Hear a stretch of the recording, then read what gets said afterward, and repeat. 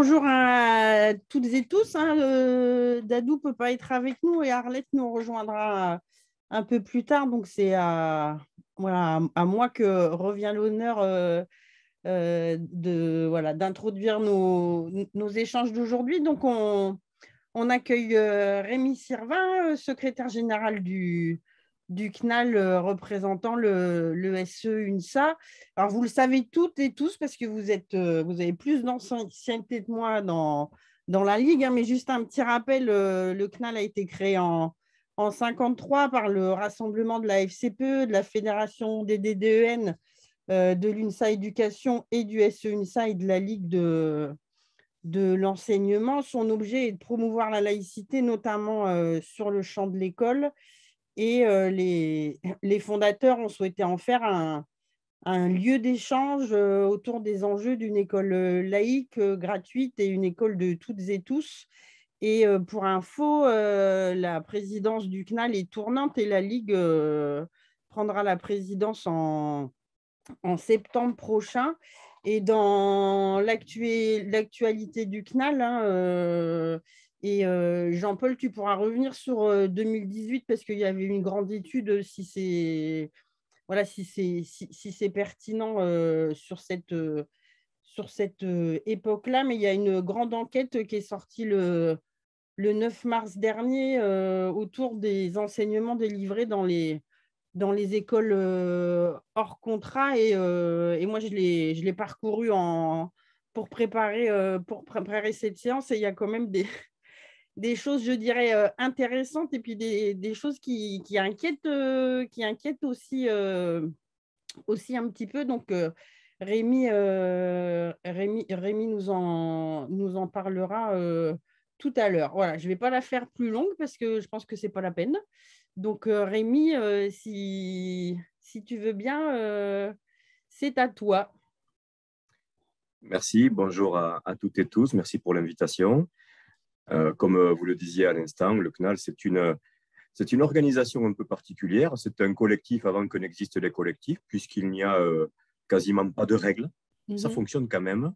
La seule règle, c'est la présidence tournante et que les décisions soient prises à l'unanimité. Et les anciens du SNI n'étaient pas complètement innocents, comme on dit chez nous. Ils ont gardé le secrétariat général pour eux. C'est pour ça que vous m'avez vu un certain temps, puis vous risquez de me voir encore quelques mois ou quelques années, on verra. L'idée qui a présidé à ce cycle de travaux du CNAL, trouve son origine dans quelqu'un qui est présent en vignette à côté de nous. Quand on a vu arriver Jean-Paul Delahaye aux réunions du CNAL, il y a quelques années en arrière, on se disait, mais qu'est-ce qu'il fait là? Qu'est-ce qu'il vient faire? Et puis, on s'est rendu compte qu'il avait une idée en tête, c'est une très bonne idée en tête d'ailleurs, et qui a initié un cycle de travaux. Cycle de travaux a pour objectif de réactualiser nos logiciels militants autour des piliers de l'école de la République qui sont la gratuité. Alors ça, c'est la loi du 16 juin 81, la laïcité, 28 mars 1882. On frôle ces 140 ans, on les a un peu dépassés. Et l'obligation d'instruction qui est contenue dans la même loi du 28 mars 1882. Trois piliers, mais qui étaient peut-être à ce moment-là érodés par l'habitude et qui n'étaient plus, réinterrogés, qui n'étaient plus questionnés. Et ça a été le point de départ d'un colloque, d'une enquête qui a donné lieu à un colloque qui s'appelait « Les enseignants, la laïcité et l'école, les enseignants ont la parole » parce que ça va peut-être vous surprendre, mais personne n'avait imaginé interroger les enseignants sur ce qu'ils vivaient, sur ce qu'ils ressentaient, sur leur point de vue de l'application du principe de laïcité dans les écoles et établissements scolaires. C'est ce qui a été fait avec une étude qui a été menée sur 3 volets. La première, à travers un sondage de l'IFOP, la deuxième, à travers une série d'auditions, et la troisième, à travers une enquête de terrain des militants du CNAL qui nous ont trouvé des pépites en interrogeant les collègues enseignants des écoles, des établissements, les chefs d'établissement, les CPE, les personnels qui font l'école au quotidien. Donc, à travers ça, on a commencé un cycle de travail qui s'est poursuivi par une étude qui a donné lieu à un autre colloque, cette fois-ci en 2019, et qui s'appelait « La gratuité et l'école, état des lieux et perspectives ». Et on a voulu boucler la boucle. Alors, le Covid nous a un peu retardé, mais sur le volet obligation d'instruction. Et on a choisi l'angle du hors-contrat parce qu'on voulait savoir si sur notre territoire, tous les enfants bénéficiaient de l'enseignement de standards éducatifs solides et sérieux. On sait que quand ils fuitaient, quand ils arrivaient dans la presse, les rapports de visite des établissements privés hors contrat faisaient état de dérive. Donc, on a essayé d'explorer là-dessus. On ne voulait pas faire un militantisme de gardien de musée qui se résume à une contemplation intimidée du passé. Donc voilà, à travers le premier colloque, on a vu que beaucoup de difficultés rencontrées dans l'enseignement du principe de laïcité se heurtaient notamment au manque de formation des enseignants, à la ghettoisation de pans entiers de notre territoire. En 2019, sur la gratuité, ça a mis en lumière les difficultés rencontrées par les plus pauvres pour assurer les multiples dépenses liées à la scolarité. Et maintenant, le hors-contrat, donc nous y sommes. Et je vais essayer de vous présenter l'enquête que nous avons menée. Je vous ai un peu parlé du pourquoi cette enquête. Donc nous, avant toute chose, les organisations du CNAL sont favorables à la liberté d'enseignement. Ça doit s'inscrire dans la poursuite des standards éducatifs fixés par la nation et aucun enfant ne peut en être écarté. Ces standards éducatifs, dans la loi française, ce sont l'aboutissement. L'aboutissement, c'est l'acquisition progressive des éléments du socle commun de connaissances et de culture. Tout est précisé dans nos textes réglementaires. Il y a aussi le partage des valeurs de la République et la connaissance de la laïcité. C'est-à-dire que ce n'est pas une option. On dit souvent que les établissements hors contrat ont une liberté des programmes. Les programmes, c'est un véhicule, mais l'objectif est fixe. Et cet objectif est observé et recherché. Il est contrôlé normalement par des inspecteurs qui se déplacent dans les établissements pour voir si tout est en ordre. Donc, notre méthodologie a été la suivante, c'est de demander, c'est d'opérer en toute clarté en demandant à chaque inspecteur d'académie, inspectrice d'académie, le dernier rapport de visite des établissements privés hors contrat présents sur leur territoire. En cas de réponse négative ou de non-réponse, nous avons saisi la CADA, c'est-à-dire la Commission d'accès aux documents administratifs, qui à chaque fois a rendu un avis positif pour la transmission des rapports de visite, un avis positif dans tous les cas. Donc, au 1er décembre 2021, nous avions récolté 164 rapports sur environ 1800 établissements privés hors contrat. Mais juste avant, en octobre 2021, nous avons adressé une nouvelle demande en ciblant, cette fois-ci, des types d'établissements pour lesquels nous avions des rapports, mais en nombre insuffisant. Alors, ça concerne notamment des écoles Steiner-Waldorf et certaines écoles confessionnelles, notamment juives et musulmanes, pour lesquelles nous n'avions rien. Nous avons encore saisi la CADA, et ce qui fait que nous recevons encore aujourd'hui un certain nombre de rapports. Nous avons ensuite réussi de classer les rapports par famille, parce que ce travail n'est pas fait a priori. Pourquoi ? Parce que l'administration se prive d'éléments fondamentaux, notamment le projet pédagogique de l'établissement et la philosophie, la religion, la pédagogie qui inspire les enseignements, ça fait partie des angles morts et que nous avons mis dans nos préconisations. Donc, nous avons classé les établissements par famille. Alors, première famille, j'en parlerai tout à l'heure, les établissements catholiques, mais pas n'importe lesquels, ceux qui appartiennent à la fraternité sacerdotale Saint-Pédis et ses communautés amies. Alors, on a 14 établissements de ce type. Les communautés amies, c'est un certain nombre de communautés religieuses qui par proximité idéologique, se rapprochent de la fraternité sacerdotale Saint-Pédis. Les écoles catholiques qui ne s'inscrivent pas dans la lignée religieuse, dans le dogme de la fraternité sacerdotale Saint-Pédis, on en a 23, plus des établissements professionnels ou techniques, mais cela nous intéressait un peu moins. Nous avons obtenu un établissement musulman, un établissement juif. On en a eu d'autres depuis, mais je vais tout de suite dire qu'ils ne font pas partie de nos annexes.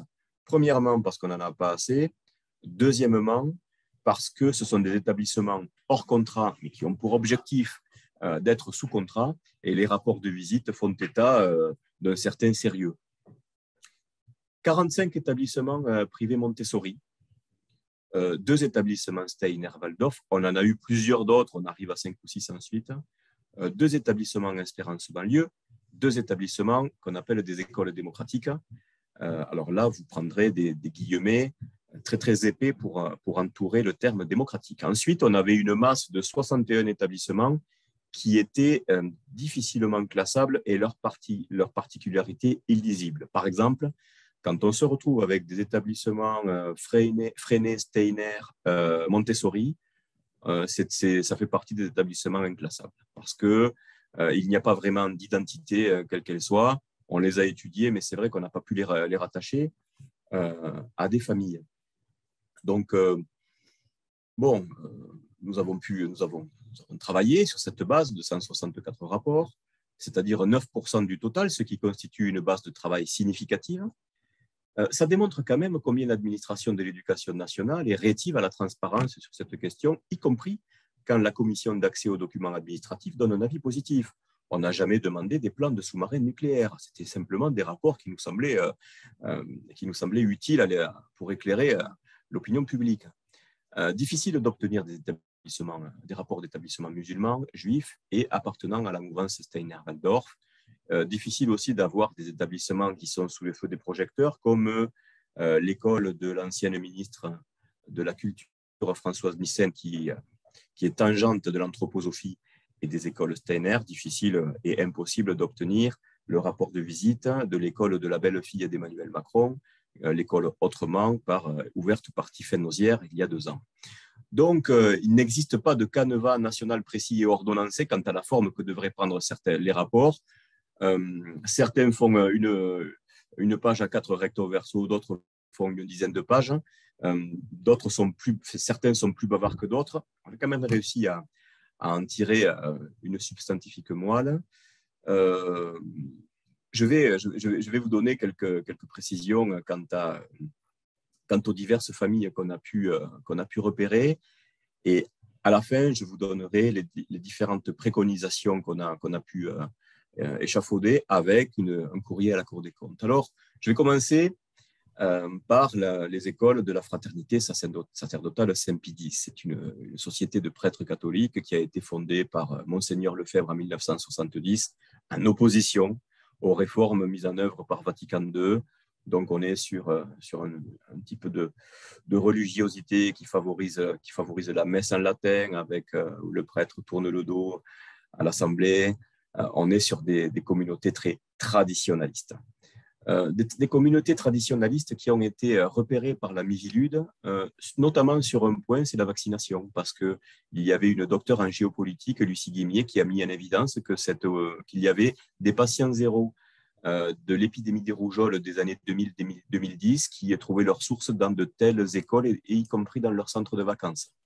On retrouvera les mêmes problématiques sur les écoles Steiner-Waldorf. Donc, il existe 59 établissements de la fraternité sacerdotale et de leur communauté amie sur 45 départements différents. Nous en avons 14 rapports sur 11 départements différents, c'est-à-dire presque un quart des rapports. Ces rapports ont été effectués dans la période 2017-2021, donc c'est tout frais. Et on a essayé, à travers les rapports, d'établir une liste de caractéristiques récurrentes. Qu'est-ce qu'on retrouve? Quels sont les invariants? Alors, ça va faire de la peine au ministre, mais en fait, on se retrouve dans des réunions non mixtes. Des réunions non mixtes, le port de l'uniforme. Alors, la non-mixité, qui est aussi synonyme de non-égalité. Dans une école de l'Est, il y avait… Alors, je vais vous citer quelques verbatims qu'on a retrouvés, quelques extraits des rapports qui ont été rédigés par les inspecteurs. Je précise, des rapports qui n'ont pas été écrits pour être lus, en tout cas pas pour être lus par nous. Alors, les filles ne déjeunent pas dans la même salle de restauration que les garçons. Elles ne sont pas autorisées à participer au groupe de responsabilité, par exemple. On ne donne pas les mêmes responsabilités aux filles qu'aux garçons, il ne manquerait plus que ça. Une pédagogie descendante, la docilité des élèves qui est recherchée et le non-respect de leurs besoins. Retenez bien le terme de docilité parce que si on peut partager l'écran, je vous montrerai le site d'une école qui risque de vous intéresser. Voilà, le respect des règles de vie en communauté, l'obéissance et le travail sont des traits essentiels qu'on peut le relever. Les écoles de l'obéissance. Apprentissage grammatical traditionnel, cloisonné, dicté, orienté vers des thématiques patriotes. L'expression orale très limitée n'autorise qu'exceptionnellement les échanges entre élèves. Des élèves obéissants qui parlent peu. Peu d'échanges entre des élèves observés dans les temps de classe. Des prises de parole récitatives majoritaires. Bon, on n'est pas dans des écoles de la libre pensée, encore au moins de la libre expression. Voilà, donc on remarque à travers ça une certaine tonalité. Mais une non prise en compte parfois des besoins des élèves. Dans la classe, un garçon de 6 ans est en difficulté.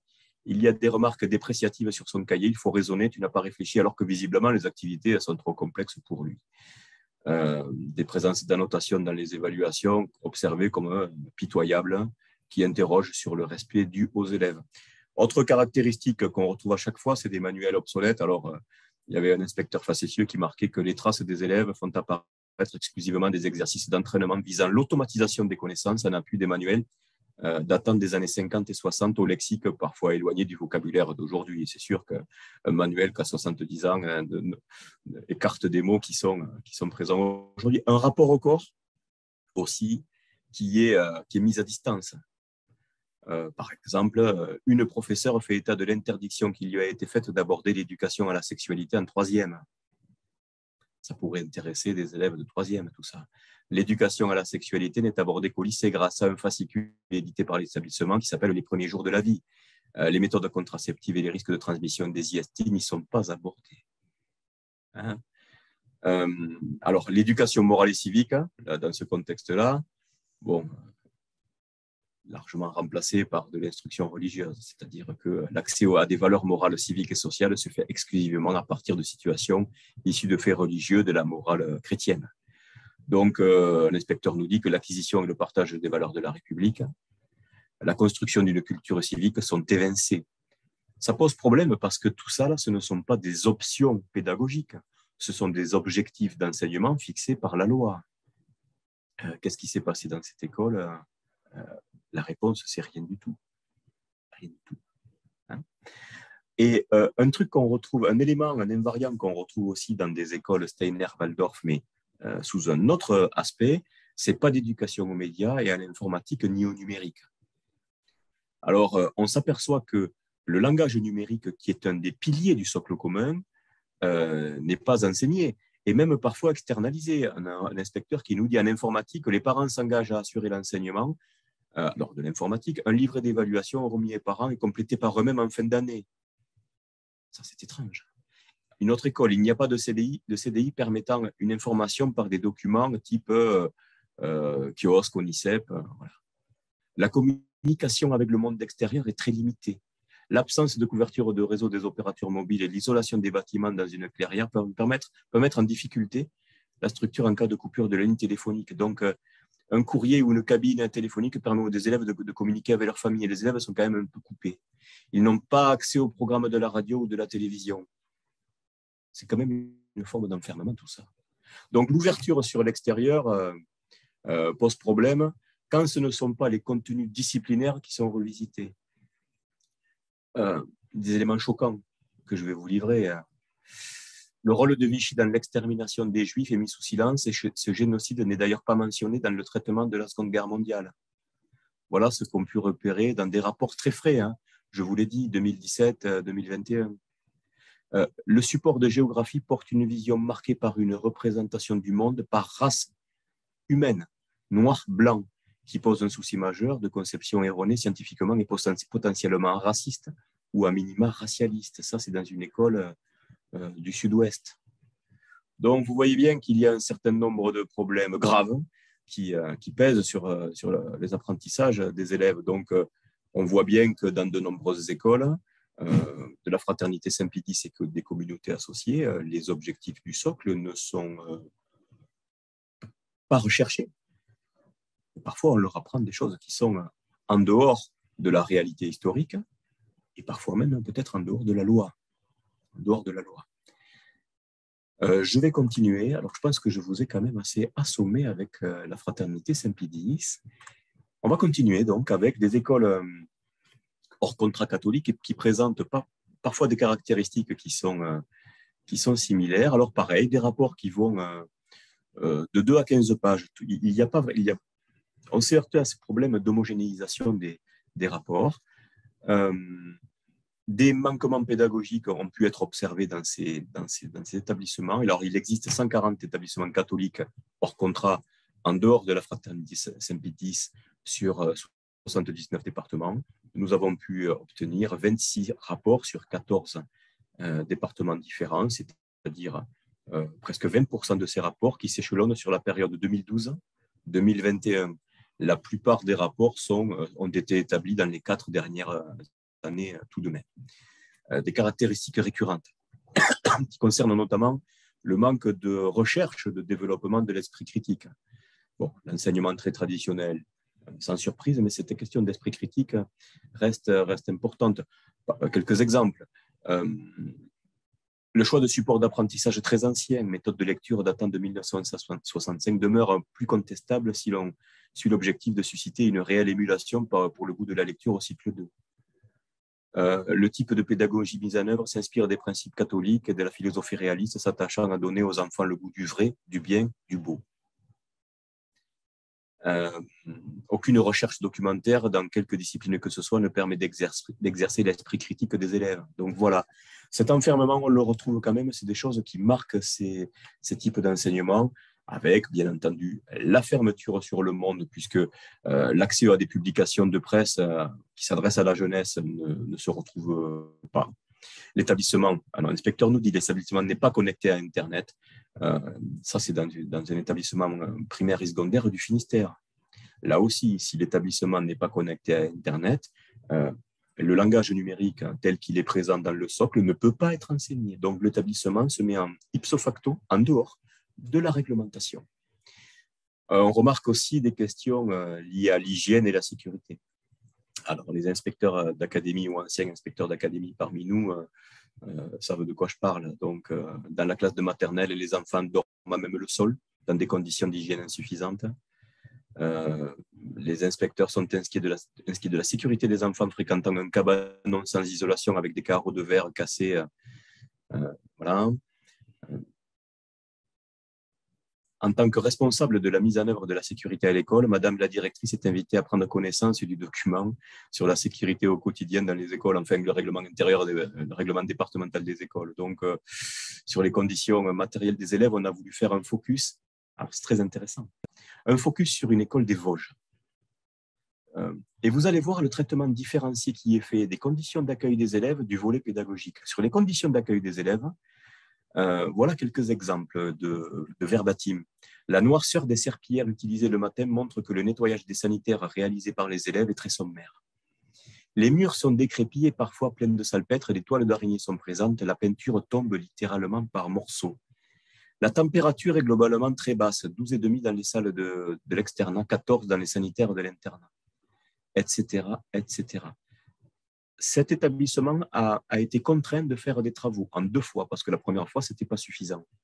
L'école a réouvert à la rentrée 2021, mais on avait des éléments sur la pédagogie dont on ne sait pas s'ils ont pu être corrigés. Ces éléments, la majorité des professeurs n'est pas en mesure d'expliquer sa contribution au projet pédagogique de l'établissement. Le contenu des enseignements ne semble que très peu mobilisé pour contribuer au développement de l'esprit critique. L'EMI, le numérique ne sont pas enseignés ni au collège ni au lycée. Les élèves qui souhaitent lire rapportent des ouvrages personnels. Aucun dispositif de prêt n'est présent à l'intérieur de l'établissement. Donc, vous voyez que dans l'état actuel de la réglementation, les pouvoirs publics ont davantage de moyens sur la sécurité des élèves et leurs conditions d'accueil, mais se retrouvent un peu coincés pour contraindre l'établissement à mettre en place les apports pédagogiques nécessaires à la poursuite progressive, à l'acquisition progressive du socle commun. Sur d'autres établissements, des questions qui vont toucher la citoyenneté. Par exemple, un autre verbatim, aucune trace des compétences et des connaissances à construire dans le domaine en particulier de la connaissance des valeurs de la République. Je ne sais pas de quoi on parle. Des notions telles que la démocratie ou l'État, ainsi que les grandes déclarations universelles des droits ne sont pas vraiment abordées avant la classe de seconde.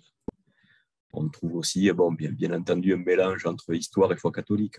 L'enseignement de l'histoire est entremêlé à l'enseignement religieux. L'ouverture sur le monde est très relative et réalisée avec le prisme de la foi catholique. Aucune trace de pratique artistique, les sciences en souffrance et des contenus globalement insuffisants. Par exemple, aucun outil d'évaluation en lien avec le socle commun de connaissances et de compétences n'est présenté dans une école du sud-ouest de la France. Le projet pédagogique de l'école doit sans doute être repensé et faire apparaître plus clairement les compétences visées en rapport avec le socle commun. Ce que nous disent ces rapports, c'est que le socle commun n'est pas visé. La pauvreté du numérique, alors, même chose. Les outils numériques sont inexistants, nous dit un inspecteur après une visite de l'école du Morbihan. L'absence de numérique rend impossible le travail sur le langage informatique dans une école de la Meuse. Voilà, donc on en est là. J'insiste et je finirai sur la discrimination fille-garçon avec un verbatim que vous allez trouver savoureux, je pense. Le groupe de garçons est pris en charge par un professeur de sport pour des jeux d'opposition ou des jeux collectifs, tandis que le groupe de filles est encadré pour des activités à visée artistique, comme la gymnastique rythmique et sportive. Donc, c'est très net. On ne fait pas la même classe. En tout cas, on ne fait pas la même classe pour tout le monde. Je pense que ceux qui sont contre le wokisme et la différenciation genrée devraient s'ériger contre ces pratiques qui divisent la scolarité des filles et des garçons. On attend des actes. Sur les écoles Montessori maintenant, quelques traits significatifs. Je ne vais pas vous faire long sur l'origine de l'école, des établissements Montessori. Mais enfin, quand même, si on se penche sur la littérature liée à la pédagogie de Maria Montessori, on tombe sur des parties spirituelles, dont la tâche cosmique qui incomberait aux enfants. Je voudrais quand même tout préciser parce que le rapport est assez long, mais simplement pour dire qu'un des livres les plus vendus de Maria Montessori s'appelle « La Sainte Messe expliquée aux petits-enfants » aux éditions Desclés de Bouver. On est dans une orientation qui va faire en sorte que le développement prédestiné de l'enfant doit être enveloppé le mieux possible pour permettre cet épanouissement finalement qu'on ne s'est pas choisi. Il y a une forme de mysticisme dans la voie pédagogique tracée par Maria Montessori. Alors, il ne s'agit pas de stigmatiser les collègues qui piochent ici ou là quelques techniques dans leur enseignement. Mais quand on suit une scolarité intégrale dans ces écoles-là, il en reste quelque chose de très mystique. D'ailleurs, les fondations qui alimentent les écoles hors contrat, les fondations qui abritantes ou abritées, j'en parlerai tout à l'heure, qui vont récolter de l'argent en vue de ces écoles-là, en contournant la réglementation en vigueur sur les dépenses d'investissement du hors contrat, généralement financent des écoles très catholiques et des écoles Montessori parce qu'il y a une enveloppe mystique qui est quand même assez voisine. Mais revenons à l'étude. Le numérique est assez peu investi, globalement peu investi dans les écoles Montessori.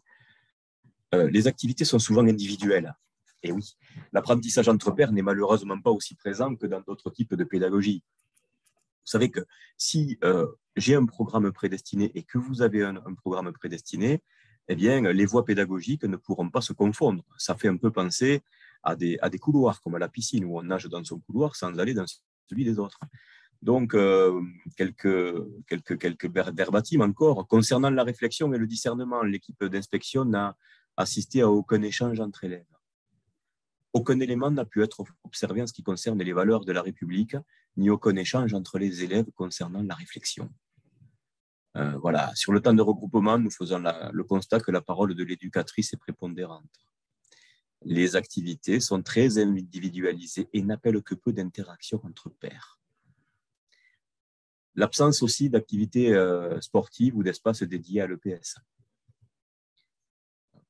Par exemple, l'établissement ne dispose pas de matériel de motricité, les élèves de l'école ne bénéficient pas de conditions nécessaires à leur mise en œuvre. Dans de nombreux rapports, on voit aussi que le manque d'abstraction est marqué. À nouveau, si les enfants ne sont pas issus d'un milieu stimulant, les écoles concernées ne pourront pas toujours leur amener matière à réflexion. Pas de regroupement, peu de temps collectif riche pour des apprentissages langagiers. Madame X confirme lors de l'entretien qu'elle ne suit pas de progression spécifique pour développer le langage oral et précise que le niveau de langage oral est bon compte tenu du milieu socioculturel favorisé des élèves scolarisés. Un inspecteur nous dit que les innovations pédagogiques qui sont présentes sur le site Internet ne se retrouvent à aucun moment dans les classes. Donc, qu'on sait que c'est très contre-intuitif, ce n'est pas l'idée qu'on se fait des établissements Montessori.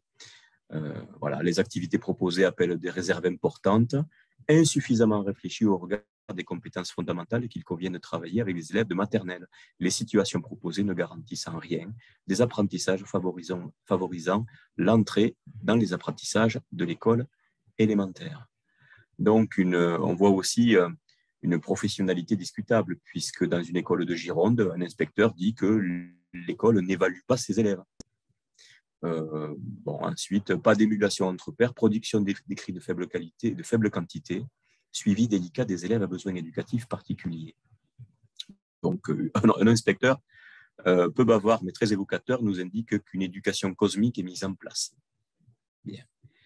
On remarque aussi que, ça c'est récurrent chez les établissements Montessori, c'est que les préconisations contenues dans les rapports ne sont pas systématiquement suivies des faits.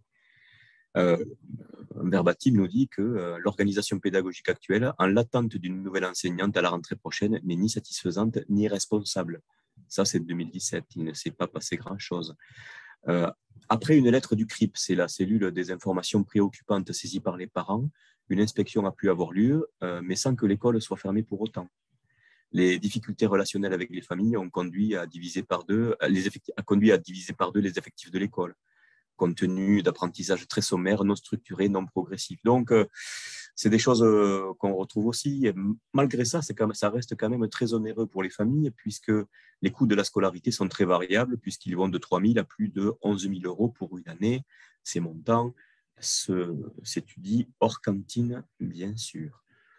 On parlait d'une professionnalité discutée. Vous savez, pour être enseignant Montessori, il n'y a pas de nécessité à avoir le certificat d'aptitude au professorat des écoles.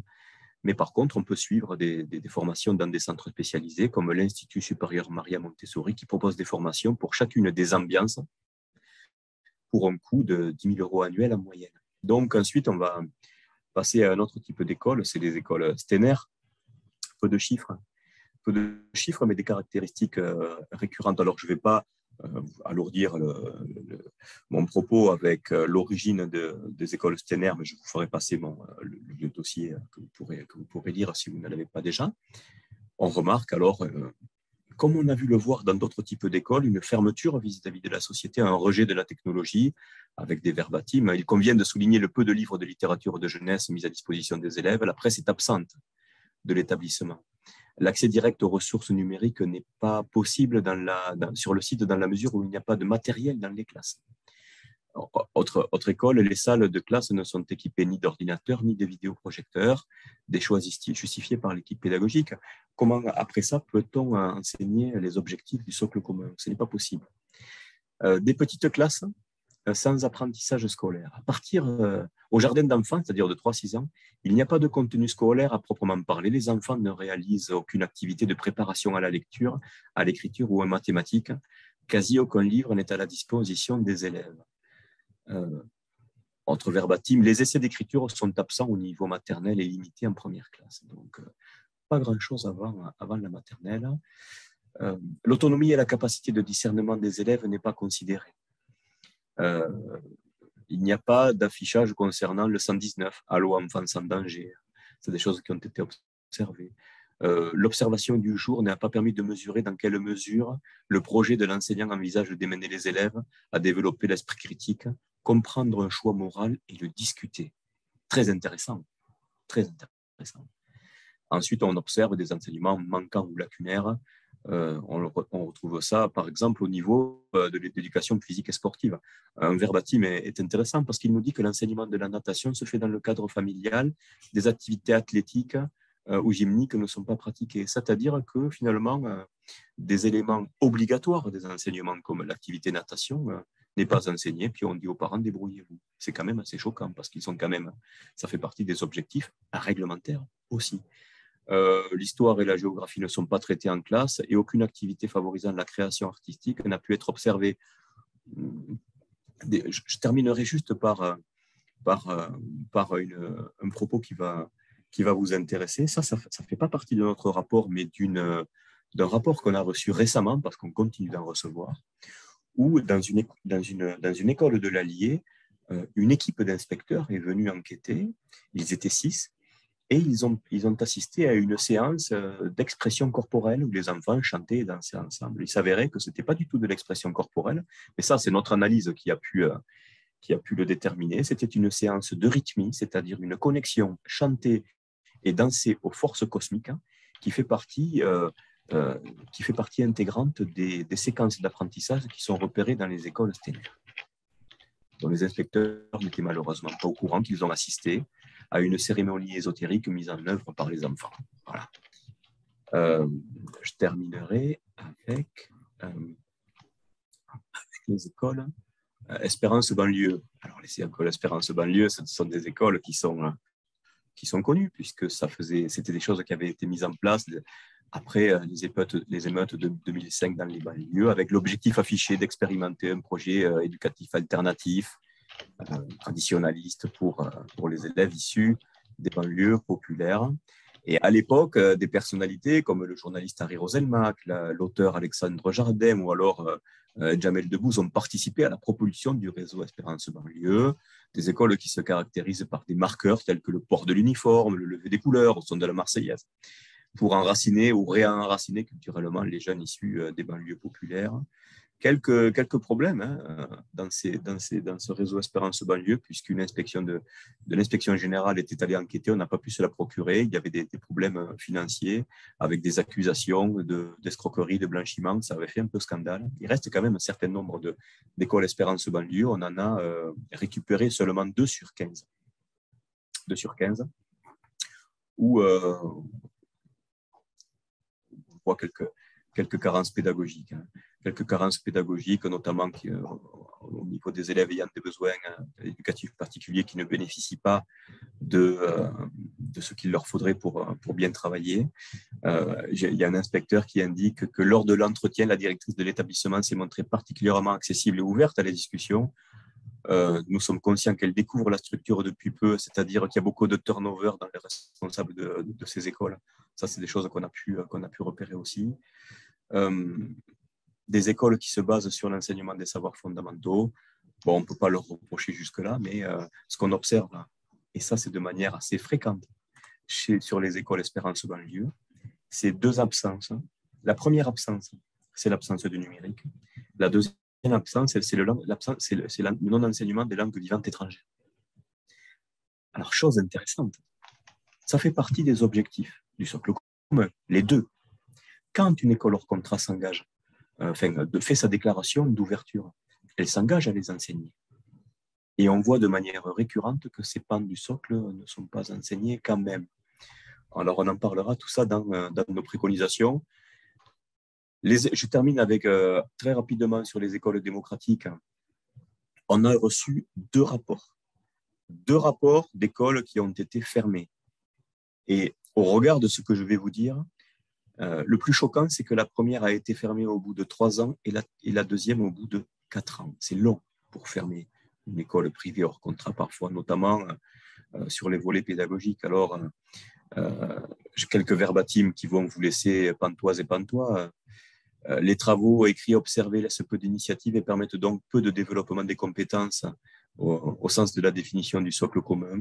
Aucune progression pédagogique n'est visible dans les cahiers. Aucune évaluation en français n'est visible. Ça, c'est chaque fois des verbatims différents, n'est visible. Et peu dans d'autres disciplines au prétexte de ne pas traumatiser les élèves. Aucun résultat chiffré ou indiquant un niveau d'acquisition de compétences n'est présenté. Il n'est donc pas possible de savoir où en sont les élèves.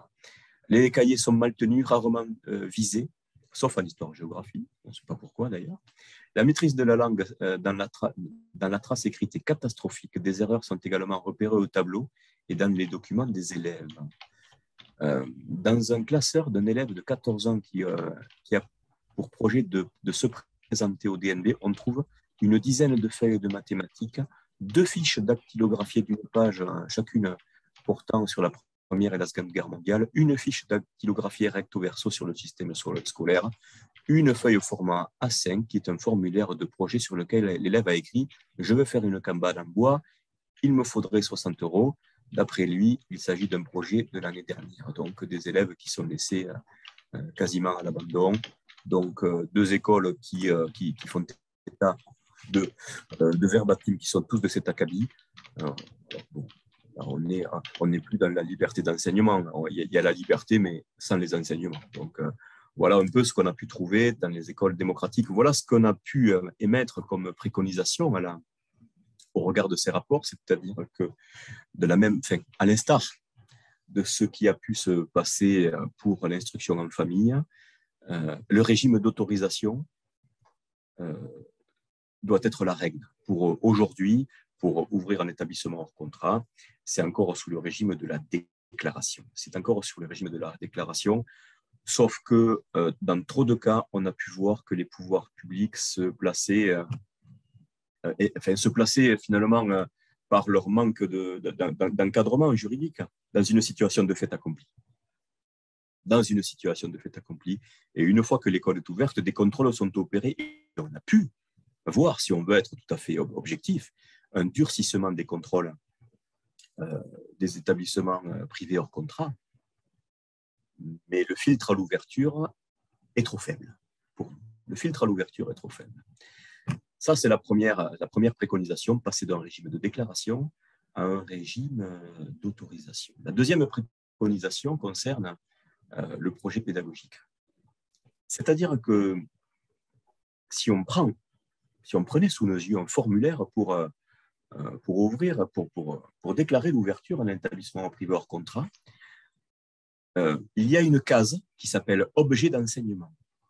Et dans cette case, il suffit de mettre, en suivant les conseils de tous les sites de créateurs d'écoles, poursuite de l'acquisition progressive des objectifs du socle commun de connaissances, de compétences et de culture. Point, ça suffit. C'est la seule information qualitative qui est demandée. Et la réponse standard suffit. C'est-à-dire que les pouvoirs publics se privent, en ne demandant pas le projet pédagogique de l'établissement, se privent de connaître ce qui inspire les enseignements, que ce soit une inspiration pédagogique, une inspiration religieuse, une inspiration philosophique. Ce qui fait que quand on reçoit des rapports, ils ne sont pas classés. Et que le classement en famille que je viens de vous livrer, c'est nous qui avons dû le faire. C'est un travail de fourmi. C'est un travail de fourmi. Parce que même sur leur site Internet, on trouve des informations qui sont différentes que celles qu'on rencontre dans les rapports. Donc, se priver de la connaissance de ce projet pédagogique, ça paraît complètement fou. Pour autant, c'est le cas.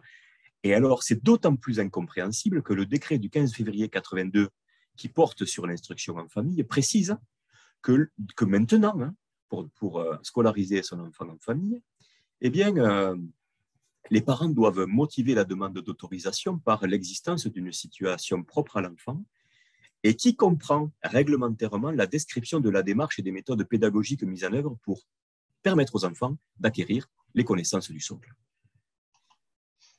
Pour l'IEF, on demande même la ressource et les supports éducatifs utilisés. C'est-à-dire qu'on est beaucoup plus exigeant maintenant, et c'est une bonne chose, à l'égard des conditions d'instruction en famille qu'on ne l'est pour les élèves des établissements privés hors contrat. Ça concerne quand même 1800 établissements et près de 80 000 élèves pour lesquels la puissance publique ne s'assure pas de ces éléments qui paraissent… Vous savez, c'est toujours très difficile d'énoncer les choses les plus évidentes et vous voyez que je cherche mes mots. Donc, nous en sommes là, j'en suis là.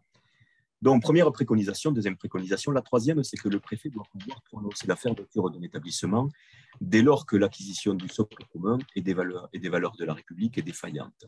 Le préfet peut le faire actuellement dès lors que ça concerne des motifs graves d'ordre public, de santé et de sécurité physique et morale des élèves. Mais concernant les autres motifs, notamment des motifs pédagogiques, il agit sur proposition du rectorat. Nous, on pensait que ça devrait être un peu renforcé, parce que si le rectorat ne dit rien et si on demande à un inspecteur d'académie ou à un recteur de mettre la pédale douce, le préfet doit pouvoir agir. Ce n'est pas possible de laisser des enfants dans des états de sous-enseignement tels que j'ai pu vous les révéler avec les verbatims cités à l'instant. Voilà. Ensuite, une autre préconisation, eh bien, c'est la méthodologie des restitutions qui doit être améliorée. J'en ai un peu parlé pendant mon propos. Un canevas homogène d'enquête n'existe pas. On a des rapports qui font une demi-page avec des espacements très larges, donc d'autres qui sont fouillés, qui font 10 pages pour des mêmes types d'écoles. Donc, on a besoin d'avoir une grille d'évaluation qui permette d'avoir une vue complète du fonctionnement des établissements, tant sur le point des contenus, des démarches pédagogiques, des ressources humaines et des équipements. Donc, on a besoin d'avoir ça.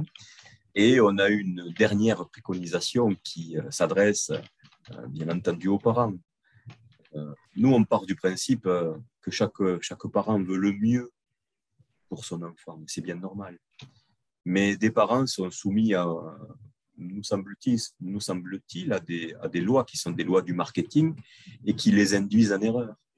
On conseille aux parents qui souhaitent scolariser leur enfant dans un établissement hors contrat d'exiger la consultation des rapports d'inspection qui se trouvent dans l'établissement et en cas de refus, de les demander à l'inspection académique parce que nous voyons un décalage considérable entre les intentions affichées sur le site internet, sur les plaquettes, et ce qui se passe en réalité dans les classes. Donc, c'est la 5e préconisation. Cette préconisation est assortie d'une demande qu'on a faite à la Cour des comptes, puisqu'on s'est rendu compte que des fondations reconnues d'utilité publique, notamment pendant la période 2007-2012, permettent à des établissements de contourner la règle, une règle qui interdit le financement public des dépenses d'investissement, notamment pour les établissements privés hors contrat. Sauf que, par le biais de ces fondations qui n'ont reconnu d'utilité publique, mais qui n'ont d'utilité qu'à destination des établissements hors contrat, eh bien, les donateurs vont bénéficier d'un système de défiscalisation qui va constituer pour nous un manque à gagner fiscal pour l'État, aboutir à quelque chose qui n'est pas réglementaire en dehors de ce système et qui parfois va contredire l'article 2 de la loi de 1905 qui précise que la République ne reconnaît, ne salarie ni ne subventionne aucun culte dès lors que ces fonds vont directement alimenter des écoles ultra-religieuses. Donc, on a demandé à la Cour des comptes d'établir ce montant des dons qui arrivent sur leur contrat et vérifier si effectivement on n'est pas dans une entorse de la loi, puisque quand l'article 2 de la loi de 1905 dit que la République ne salarie ni ne subventionne aucun culte, on ne parle ni de financement direct ou indirect. Hein. Donc on a besoin de savoir l'avis de la Cour des comptes sur ce point-là. Voilà. Je crois en avoir fini avec mon exposé. Je voudrais juste... Est-ce que je peux avoir le partage d'écran, Charles?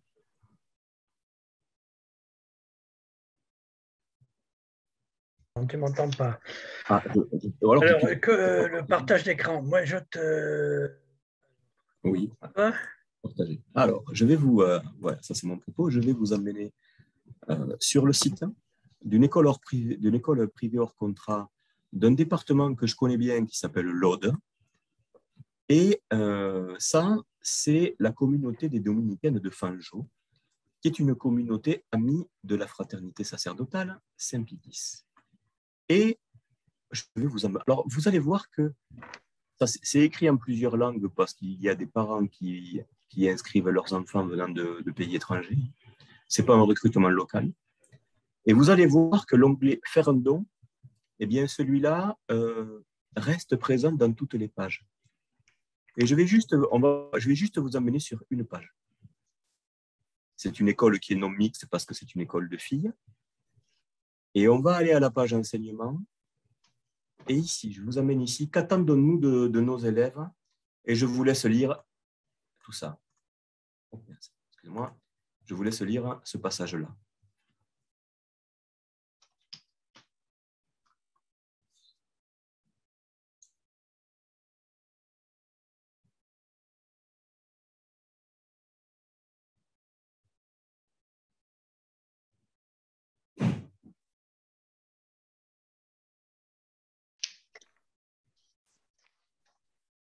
Donc voilà, ça c'était juste pour l'anecdote, c'est-à-dire que pour l'éducation des filles, évidemment, la première valeur, c'est la docilité. Je pense que si c'était pas une école catholique, mais une école musulmane ou juive, on aurait le ministre de l'Intérieur et le ministre de l'Éducation sur les plateaux. Voilà. Donc, mes chers amis, vous voyez où nous en sommes. C'est vraiment ce qu'on a pu... c'est le sentiment qu'on a pu avoir en menant cette enquête qui était un travail de fourmi. C'est d'explorer des continents qui ne le sont pas, un peu comme quand on regarde une carte de l'Afrique du Moyen-Âge où il y a marqué terre inconnue. Donc, et sur le contenu des enseignements qui sont délivrés, mais aussi sur l'opacité des financements. Cette enquête a été nourrissante. Il y a des universités qui nous ont contactés pour approfondir ces travaux de recherche. Alors, des journalistes indépendants qui veulent en savoir plus, écrire des livres, on en a. Des universités, des universitaires qui souhaitent rentrer en contact avec nous pour explorer cette terre inconnue comme le faisaient les géographes des siècles passés, on en a aussi. J'espère que c'est le point de départ pour aboutir à ce que je disais au début, à l'objectif que je citais au début, c'est-à-dire un souci qu'on a au CNAL, c'est le souci de l'enfant. J'allais dire le reste, on s'en fiche, mais c'est le souci de l'enfant qui, par la faute du seul hasard de la naissance, va se retrouver dans des situations où finalement ses libertés fondamentales, et au premier chef, la liberté, son droit fondamental à une éducation de qualité, va conditionner toute une existence. Parce que vous savez, dans l'enseignement public, eh bien, un parcours scolaire va être une mosaïque. C'est Philippe Mérieux disait qu'une année, on va avoir un contremaître, une année, un saltimbanque comme prof. Donc, ça va constituer toute la scolarité. Mais quand on a une scolarité monotone, avec toujours le même type d'enseignement, toujours la même ligne, ça conditionne terriblement. Vous savez, des journalistes nous ont fait état de personnes qui étaient sorties, notamment de la fraternité Saint-Pédis, mais qui avaient du mal à rompre parce qu'elles rompaient avec tout leur passé. Et c'est très difficile de rompre avec ça, même quand on subit des situations de sous-enseignement, voire d'emprise. Donc, c'est la question des libertés, de la liberté de l'enfant, de la liberté de conscience de l'enfant qui est à l'origine de l'existence même du CNAL qui a guidé ses travaux depuis 2018, en 2019, mais aussi en 2020. Et j'espère qu'on a été, par ce travail, fidèle à ce que nous sommes, fidèle à nos origines, et que ça a pu permettre, mais je le sais parce que depuis lors des écoles hors contrat ont fermé, que ça a pu être utile à des enfants et adolescents qui ont été placés certainement pour beaucoup par erreur dans ce type d'établissement. Voilà. Merci de votre attention.